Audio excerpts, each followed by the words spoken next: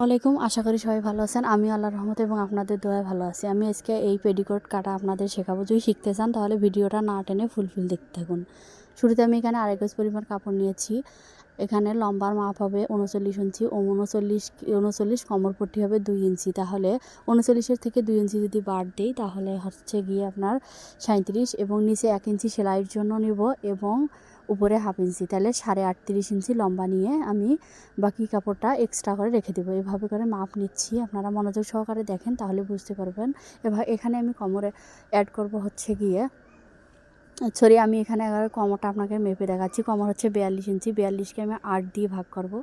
8 দিয়ে হয় 5.5 ইঞ্চিতে কিছুটা কম হবে, সেটা আমি এখানে 5.5 ইঞ্চিতে কিছুটা কম অর্থাৎ 5.5 ইঞ্চি নিচ্ছি একটু সেলাইয়ের জন্য।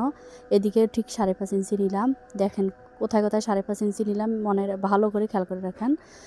5.5 ইঞ্চি ঠিক এভাবে করে দুই দিকে ধরবেন। বন্ধ মাথাটা অবশ্যই খুলে নেবেন। তারপর এভাবে করে ধরবেন, ধরে এভাবে ভাঁজ করে নেবেন, নিয়ে এখন কেটে নেবেন।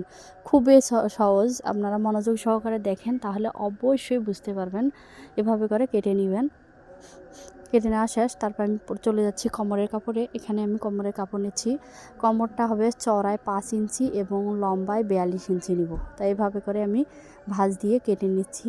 5 ইঞ্চি নিলে হচ্ছে কি 2 ইঞ্চি টিকবে আর হাফ ইঞ্চি সেলাইয়ের জন্য যাবে। এভাবে করে আর কি 2 ইঞ্চি দেখুন, এভাবে করে আমি কেটে নিচ্ছি। সেলাই করলে আপনারা আরও পুরোটা ক্লিয়ার হবেন। আজকে ভালো থাকবেন, সুস্থ থাকবেন। আল্লাহ হাফেজ, আসসালামু আলাইকুম।